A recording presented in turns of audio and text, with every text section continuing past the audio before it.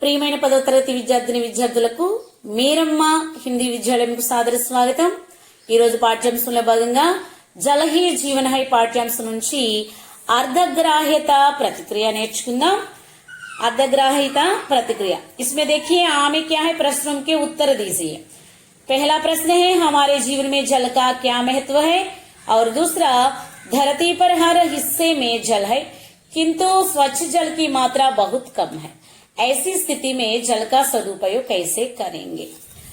ये है आके प्रश्न. हमारे जीवन में जल का क्या महत्व है.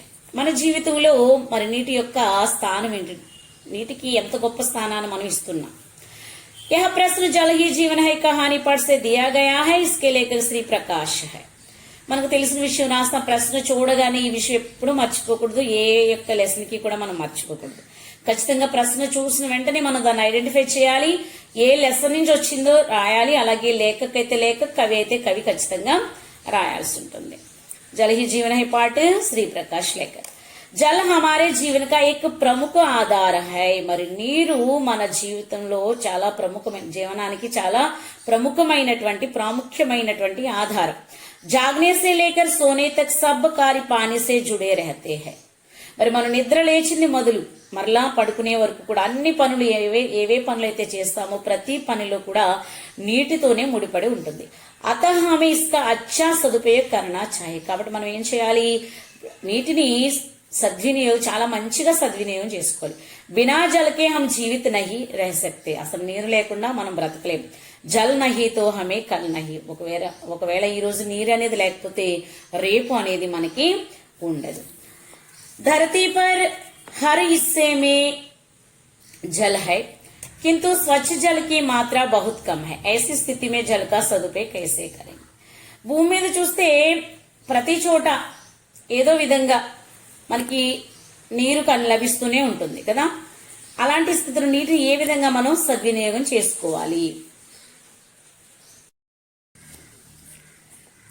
दूसरा, धरती पर हर हिस्से में जल है किंतु स्वच्छ जल की मात्रा बहुत कम है, ऐसी स्थिति में जल का सदुपयोग कैसे करेंगे. మరి భూమి మీద ప్రతి భాగంలో నీరుంది, అయినప్పటికీ కూడా స్వచ్ఛమైన నీటి పరిమాణం మాత్రం చాలా తక్కువగా ఉంది. అలాంటి పరిస్థితిలో మనం నీటిని ఏ విధంగా సద్వినియోగం చేసుకోవాలి. यह प्रश्न जल ही जीवन है कहानी पाठ से दिया गया है, इसके लेखक श्री प्रकाश जी है. జల్ కా సదుపయోగ కరనా చాహియే. ముందు మనం నీటిని సద్వినియోగం చేసుకోవాలి. బచే హుయే పానీ కో బాంద్ బనాకర్ పానీ కే ఇకట్టా కర్ సురక్షిత రఖనా చాహియే. మరి ఏదైతే మిగిలినటువంటి పానీ మనకు నదుల్లోను చెరువులోను మిగిలినటువంటి పానీ కనిపిస్తుందో ఆ నీటిని మనం ఏం చేయాలి, జమ చేయాలి, సురక్షితంగా ఉంచుకోవాలి. ఆనకట్టలు కట్టడం ద్వారా, వాటి ద్వారా. జల్ కో సాఫ్ రఖనే కే లియే ప్రయాస్ కర్నా చాహియే. ఎంత సాధ్యమైతే అంత నీటిని మనం పరిశుభ్రంగా ఉంచుకోవాలి. జల్ సంరక్షణ పర్ ధ్యాన్ దేనా చాహియే. నీటిని ఏ విధంగా సంరక్షించుకోవాలి అన్న విషయంపై మనందరం కూడా దృష్టిని సారించాలి. और आ भाग में देखिए, पाठ पढ़िए, अभ्यास कार्य कीजिए. हमारे घर पहुंचने वाले जल के उपयोग हम किसके लिए कर रहे हैं. जल की समस्या भविष्य में क्या विपत्तियां ला सकती हैं. और तीसरा, जल की समस्या का समाधान क्या है. आ भाग में ये 3 प्रश्न हैं. देखिए, पहला, हमारे घर पहुंचने वाले जल का उपयोग हम किसके लिए कर रहे हैं. మన ఇంటికి చేరుతున్నటువంటి నీటిని మనం ఏ విధంగా ఏ పనులకు ఉపయోగిస్తూ ఉన్నాం. यह प्रश्न जल ही जीवन है कहानी पाठ से दिया गया है, इसके लेखक श्री प्रकाश है. हमारे घर पहुंचने वाले जल का उपयोग हम పీనే కే లియే, ఫస్ట్ త్రాగడానికి ఉపయోగిస్తున్నాము. కపడే ధోనే కే లియే, బట్టలు తుక్కోవడానికి. నహానే కే లియే, స్నానం చేయడానికి. దైనిక కార్య కరణే ఉపయోగ కర్ రహే హై. అలాగే దైనందిన కార్యక్రమాలన్నీ కూడా నీటితోనే ముడిపడి ఉంటాయి. వీటన్నిటికీ కూడా మనం మనకి ఇంటికి వచ్చేటువంటి ఆ నీటిని మనం ఉపయోగిస్తూ ఉన్నాం. दूसरा प्रश्न, जल की समस्या भविष्य में क्या विपत्तियां ला सकती है. ఇప్పుడు ఉన్నటువంటి నీటి సమస్య రానున్న భవిష్యత్తులో ఏ ఆపదల్ని తీసుకురాబోతుంది. यह प्रश्न जल ही जीवन है कहानी पाठ से दिया गया है, इसके लेखक श्री प्रकाश है. जल की समस्या भविष्य में बहुत खतरनाक आपदाएं ला सकती है. మరి ఇప్పుడు ప్రస్తుతం మనం ఎదుర్కొన్నటువంటి ఈ నీటి సమస్య భవిష్యత్తులో చాలా ప్రమాదకరమైనటువంటి ఆపతుల్ని విపత్తుల్ని తీసుకురాబోతుంది. క్యోంకి హమ్ సబ్ జల్ పర్ నిర్భర్ ప్రాణి హై.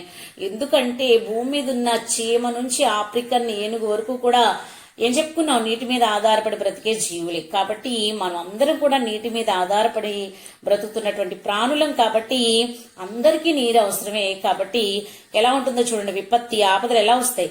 మానవ ప్యాసే హీ మరజాయింగి. చాలా మంది రానున్న రోజుల్లో ఇలా ఇప్పుడున్న పరిస్థితి, నీటి కొరత పరిస్థితి రానున్న భవిష్యత్తులో కూడా జరిగినట్లయితే ఎక్కువ శాతం మనుషులు దాహాన్ని తీర్చుకోలేక దాహంతోనే చనిపోతారు. ఫసలోం కా ఉత్పాదన కమ్ హో జాయేగా. మరి పంటల యొక్క ఉత్పాదన తగ్గిపోతుంది. పశుపక్షి బి మర జాయేంగే. పశుపక్షాదులు కూడా చనిపోతాయి. బిజలీకి సమస్య ఉత్పన్న హోగి. కరెంటు సమస్య ఏర్పడుతుంది. బచ్చే కై బీమారియోంకి షికార్ హో జాయేంగే. సరైనటువంటి నీరు లేక చాలా మంది పిల్లలేమో జబ్బుల బారిన పడిపోతారు. జల సంకట ఆయేగా. మరి నీటి యొక్క కష్టాన్ని, నీటి కరువు ఏర్పడుతుంది. ఇక నీరు అనేది కరువు అయిపోతుంది. ఇప్పటికే చూడండి, మనం 2 రూపాయల వాటర్ ప్యాకెట్ కొంటున్నాం, 10 రూపాయల వాటర్ బాటిల్ కొంటున్నాం, 20 రూపాయల వాటర్ బాటిల్ కొంటున్నాం. ఇప్పుడే నీరు కొనుక్కుని తాగుతున్నాం కదా. రానున్న రోజులు ఇంకెలాంటి పరిస్థితి ఇప్పుడు తాగడానికి కొనుక్కుంటున్నాం. రానున్న రోజులు ఇంకా దైనందిన కార్యక్రమాలన్నిటికీ కొనుక్కుని వాడుకోవాల్సిన పరిస్థితి ఏర్పడుతుంది. సో మనం చాలా కేర్ఫుల్ గా వాటర్ విషయంలో చాలా చాలా జాగ్రత్తలు తీసుకోవాలి. జల్ కి సమస్య కా సమాధానం క్యా హై. మరి ఈ సమస్యకి సమాధానం ఏంటి, మనం ఎలా అధిగమించవచ్చు ఈ సమస్యను అంటే, यह प्रश्न जल ही जीवन है कहानी पाठ से दिया गया है. इसके लेकर श्री प्रकाश है. जल ही हमारा जीवन है. నీరే మనకి ప్రాణాధారం కదా. इसके बिना हम जी नहीं सकते. ఇది లేకుండా మనం బ్రతకలేం. इसके लिए जल का सदुपयोग करना और सुरक्षित रखना अनिवार्य है. సో మన జీవనం అంతా కూడా నీటి మీదే ఆధారపడి ఉంది. కాబట్టి అలాంటి నీటిని సద్వినియోగం పరుచుకోవాలి మనం. అలాగే సురక్షితంగా ఉంచుకోవడం అనేది చాలా అవసరం. వ్యర్థ పానీకో పేడ్ పౌదమే బహాదేనా చాహియే. మరి మురికి నీళ్ళని ఇప్పుడు బట్టలు ఉతికిన నీళ్ళు అనుకోండి, అలాంటి వాటికి మనం ఏం చేయొచ్చు, అలాంటి వాటిని మనం మొక్కలకు అది విడిచిపెట్టొచ్చు. అలాగే వాష్రూమ్ లో కూడా వీటిని ఉపయోగించుకోవచ్చు. వ్యర్థ పానీకో పేడ్ పౌదమే బహాదేనా చాహియే. వర్షకే పానికా సంరక్షణ కరణా చాహియే. వర్షం పడేటప్పుడు ఎంత సాధ్యమైతే అంత నీటిని మనం పట్టుకుని దాన్ని సురక్షితంగా దాన్ని కూడా వినియోగించుకోవాలి. పానీకో ప్రదూషిత నహీ కరణా చాహియే. మరి ఎక్కడ కూడా నీటిని కలుషితం చేయకూడదు మనం. ప్రాకృతిక జల స్తోత్రంకో బచాయే రఖనా చాహియే. మరి ప్రాకృతి పరంగా భగవంతుడు మనకు అనుగ్రహించినటువంటి ప్రాకృతి సంబంధమైనటువంటి చెరువులు, కాలువలు ఉన్నాయి కదా, చాలా వరకు నదులు, ఇవి జలాశయాలన్నింటినీ కూడా చక్కగా మనం ఉంచుకోవాలి. ఈమె देखिए निम्नलिखित पंक्तियों की व्याख्या कीजिए. पहला, इस प्रकार पृथ्वी का चक्कर लगाने का क्या मतलब हो सकता है. दूसरा, हम लोग यहाँ एक मिशन के तहत आए हैं. तीसरा, आप अपने जलाशयों का साफ और सुरक्षित रखें ताकि आपको भी हमारी तरह जलचोर ना बनना पड़े. क्या करना है, निम्नलिखित पंक्तियों की व्याख्या कीजिए. మనం సందర్భాన్ని చెప్పాల్సి ఉంటుందన్నమాట. इस प्रकार पृथ्वी का चक्कर लगाने का क्या मतलब हो सकता है. So professor Vikas, professor Deepesh గారు ఈ విధంగా ఈ విమానం ఎందుకు భూమి చుట్టూ చక్కర కొడుతుంది, దీని యొక్క అర్థం ఏంటి అని అనుకున్నారు కదా. అది ఏ సందర్భంలో ఏంటి అని అడుగుతున్నాడు. ఫస్ట్ సందర్భం రాస్తాం మనం. यह वाक्य जल ही जीवन है कहानी पाठ से दिया गया है. इसके लेखक श्री प्रकाश जी हैं. प्रस्तुत रचना संचार माध्यमों के लिए विज्ञान नामक पुस्तक से लिया गया है. व्याख्या देखिए. अंतरिक्ष यान दोबारा बाग में उतरा. प्रोफेसर दीपेश और प्रोफेसर विकास आश्चर्यचकित होकर उस यान को देख रहे थे. उनके मन में इस तरह का विचार आया कि यह यान पृथ्वी का चक्कर लगा रहा है. इसके पीछे कुछ न कुछ मतलब हो सकता है. यह क्या हो सकता है. సో వాళ్ళు ఏం ఆలోచిస్తూ ఉన్నారు, ఎప్పుడైతే అంతరిక్ష విమానం రెండోసారి తోటలోకి దిగటం, ప్రొఫెసర్ దీపేష్ వికాస్ ఆశ్చర్యంగా దాని వైపు విమానం వైపు చూస్తూ ఉండటం, వీళ్ళు వెంటనే వాళ్ళ మనసులో ఒకటి వచ్చింది. ఏంటిది, భూమి చుట్టూ చక్కర కొడుతుంది, దీని వెనక ఏదో కొంచెం ఉండే ఉంటుంది, దీనికి అంతరార్థం ఏదో ఉంది, ఇలా ఊరకనే చక్కర కొట్టదు కదా భూమి చుట్టూ అని చెప్పి వాళ్ళు ఆలోచించుకున్న సందర్భంలో ఉందన్నమాట. దూసరా, हम लोग यहाँ एक मिशन के तहत आए हैं. మరి మేము ఇక్కడికి ఎందుకు వచ్చాం, ఒక ప్రత్యేకమైనటువంటి ప్రాముఖ్యమైనటువంటి పని మీద వచ్చాం. यहाँ वाक्य जल ही जीवन है कहानी पाठ से दिया गया है. इसके लेखक श्री प्रकाश जी है. प्रस्तुत रचना संचार माध्यमों के लिए विज्ञान नामक पुस्तक से लिया गया है. संदर्भ भी विधंगा रास्ता और व्याख्या. अंतरिक्ष यान से उतरे अंतरिक्ष यात्री को देखकर प्रोफेसर दीपेश और प्रोफेसर विकास आश्चर्यचकित हो गए. इस संदर्भ में अंतरिक्ष यात्री ने इनसे कहा, हम लोग पृथ्वी से एक प्रकाश वर्ष दूर के एक ग्रह के वासी हैं. हम लोग यहाँ एक मिशन के तहत आए हैं. మరి వాళ్ళు ఏం చెప్పారు, అంతరిక్ష యాత్రికుడు ఎప్పుడైతే విమానం నుంచి అక్కడికి దిగటం ఆ యాత్రికుని చూసినటువంటి దీపేష్, ప్రొఫెసర్ సారు వీళ్ళంతా కూడా ఏమన్నారు, వాళ్ళు ఆశ్చర్యపోయారు కదా, ఆశ్చర్యంగా చూస్తూ ఉన్నారు. ఆ సందర్భంలో అంతరిక్ష యాత్రికుడు వాళ్ళతో చెప్తున్నాడు అనమాట, మేము ఈ భూమి మీదకి ఒక ప్రకాశ కాంతి సంవత్సరం దూరంలో ఉన్నటువంటి గ్రహం యొక్క వాసనం మేము అక్కడి నుంచి వచ్చి ఎందుకు వచ్చామంటే ఒక ప్రాముఖ్యమైన పని మీద మేము ఇక్కడికి రావడం జరిగిందని వాళ్ళు చెప్పారనమాట. और तीसरा, आप अपने जलाशयों को साफ और सुरक्षित रखें ताकि आपको भी हमारी तरह जलचोर ना बनना पड़े. మీరు మీ యొక్క జలాశయాల్ని పరిశుభ్రంగాను సురక్షితంగాను ఉంచుకోండి, లేకపోతే మీకు కూడా మావలే నీటి దొంగలు అయ్యేటువంటి పరిస్థితి ఏర్పడుతుంది అన్నారు. संदर्भ, यह वाक्य जल ही जीवन है कहानी पाठ से दिया गया है. इसके लेखक श्री प्रकाश जी है. प्रस्तुत रचना संचार माध्यमों के लिए विज्ञान नामक पुस्तक से लिया गया है. व्याख्या देखिए, अंतरिक्ष यात्री अपने यान में बैठकर अपने ग्रह की ओर चले गए. इसी समय प्रोफेसर विकास की नजर एक वस्तु पर पड़ी. उस पर अंतरिक्ष यात्रियों की प्रार्थना इस तरह लिखी हुई थी कि आप अपने जलाशयों को साफ और सुरक्षित रखें ताकि आपको भी हमारी तरह जलचोर ना बनना पड़े. సో ఎప్పుడైతే ఒక అంతరిక్ష యాత్రికులు వాళ్ళ యొక్క విమానంలో కూర్చుని వాళ్ళ గ్రహం వైపు వెళ్ళిపోయారో ఆ సమయంలో ప్రొఫెసర్ వికాస్ గారి యొక్క కనుదృష్టి అక్కడ ఉన్నటువంటి ఒక వస్తువు మీద పడింది. అది తీసి చూసినప్పుడు దాని మీద వాళ్ళ యొక్క విన్నపం ఒకటి కనిపించింది. ఏమని రాశారు, దయచేసి మీరు మీ యొక్క జలరాశులు ఏవైతే ఉన్నాయో, జలనిధులు ఏవైతే ఉన్నాయో వాటిని సురక్షితంగాను పరిశుభ్రంగాను ఉంచుకోండి, లేకపోతే మీకు కూడా మావలే నీటి దొంగలయ్యేటువంటి పరిస్థితి ఆ ప్రమాదకరం రానున్న భవిష్యత్తులో ఉంది, సుమ్మా కబడ్దార్ అని చెప్పి ఒక హెచ్చరికను వాళ్ళు జారీ చేసి వెళ్ళినట్లుగా మనకి కనిపిస్తుంది. और देखिए यहाँ ई में क्या है, विज्ञापन पढ़कर कोई 4 प्रश्न बनाइए. पहला ये विज्ञापन को पढ़ना है. स्वास्थ्य एवं परिवार कल्याण मंत्रालय, भारत सरकार, राष्ट्रीय किशोर स्वास्थ्य कार्यक्रम. भारत सरकार का राष्ट्रीय किशोर कार्यक्रम वर्तमान चिकित्सालय आधारित संभाल से समुदाय आधारित स्वास्थ्य वर्धन एवं रोकथाम की ओर एक नई शुरुआत का संकेत है, जिसका उद्देश्य किशोर जहां है वहां तक उनके पास पहुंचना, यानी कि स्कूलों और समुदायों में.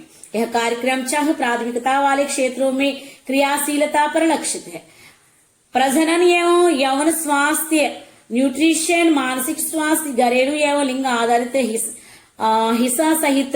हिंसा सहित छोटे एवं हिंसा, नशीले पदार्थों का सेवन एवं असंक्रमणशील बीमारियां. इस कार्यक्रम में अंतर्गत लगभग 24 करोड़ किशोरों तक पहुंचाई जाए. वर्तमान में किशोर स्वास्थ्य पर निवेश करके हम भविष्य में श्रम शक्ति, अभिभावकों को एवं नेताओं पर निवेश कर रहे होंगे और इस प्रकार पीढ़ी दर पीढ़ी चलने वाली घटिया स्वास्थ्य के कुचक्र को तोड़ देंगे. మరి ఇక్కడ మనకి ఈ యొక్క విజ్ఞాపన ఏదైతే స్వాస్థ్య ఏవం పరివార్ కళ్యాణ్ మంత్రాలయ్ ఉన్నదో అక్కడ రాష్ట్రీయ కిషోర్ స్వాస్థ్య కార్యక్రమం, రాష్ట్రీయ కిషోర్ ఆరోగ్య కార్యక్రమం అన్నమాట. ఆర్కేఎస్కే గా పిలువబడేటువంటి రాష్ట్రీయ కిషోర్ స్వాస్థ్య కార్యక్రమం గురించి ఒక విజ్ఞాపన అనేది మనకి ఇక్కడ ఒక పాంప్లెంట్ కనిపిస్తుంది. ఇందులో ఏంటంటే 10 నుంచి 19 సంవత్సరాల వయసు ఉన్నటువంటి కిషోర బాలబాలికలకి ఏం చేస్తారు అంటే, మరి ఈ పథకం యాక్చువల్ గా మనకి 2014 సంవత్సరం జనవరి 7వ తారీఖున మన భారత ప్రభుత్వం చేపట్టడం జరిగిందనమాట. ఇందులో సుమారు 34.3 కోట్ల మందికి వీళ్ళు ఏం చేస్తూ ఉంటారు అంటే, ఈ స్వాస్థ్య ఆర్కేఎస్కే అనేటువంటి మిషన్ ఏం చేస్తుంది అంటే ఈ పిల్లలకి ఆహార విషయంలోను, ఆరోగ్య విషయంలోను, అలాగే వాళ్ళు సమాజంలో ఎదుర్కొన్నటువంటి సమస్యలు, లైంగిక వేధింపులు కానీ ఇంకొకటి కానీ ఏదైతే హింస లేదా అది మనం చెప్తాం కదా, ఈవ్ టీజింగ్ అనేది ఉంటుంది కదా, సో అలాంటివి ఏమన్నా ప్రాబ్లమ్స్ వీళ్ళు ఎదుర్కొంటూ ఉంటే కనుక మనం వీళ్ళకి ఆర్కేఎస్కేకి మనం ఫిర్యాదు చేసినట్లయితే వీళ్ళు వచ్చి పట్టించుకోవడం అనేది జరుగుతుంది అనమాట.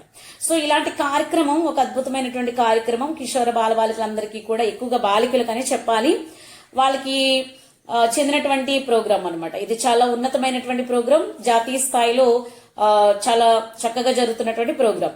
సో మనకి ఈ యొక్క విన్నపాన్ని ఇచ్చి చెప్తా ఉన్నారు, దీనికి సంబంధించి 4 ప్రశ్నలు తయారు చేయండి అని. కోయి విజ్ఞాపన పడగర్ కోయి 4 ప్రశ్న బనాయి. మరి మనం ఈ యొక్క పత్రం చదివిన తర్వాత ఒక 4 ప్రశ్నలు తయారు చేయమన్నారు. పహలా ప్రశ్న, భారత సర్కార్ కా రాష్ట్రీయ కిషోర్ కార్యక్రమం కిస్కా సంకేత్ హై. మనం అడుగుతున్నాం, ఈ దీని నుంచి అడిగిన ప్రశ్న ఏంటంటే, భారత ప్రభుత్వం మరి రాష్ట్రీయ కిషోర్ కార్యక్రమం, జాతీయ స్థాయిలో ఉన్నటువంటి ఈ కిషోర్ కార్యక్రమం కిస్కా సంకేత్ హై, దేనికి సంకేతంగా నిలబడింది.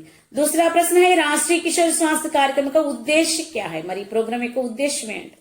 तीसरा प्रश्न, राष्ट्रीय किशोर स्वास्थ्य कार्यक्रम कितने प्राथमिकता वाले क्षेत्रों में క్రియాశీలత पर లక్షిత है.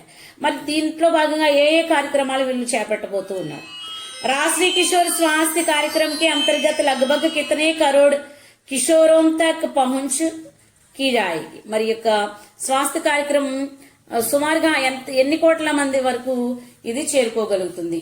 ఈ విధంగా మనం ఒక 4 ప్రశ్నలు తయారు చేయాల్సి ఉంటుంది. ధన్యవాదాలు.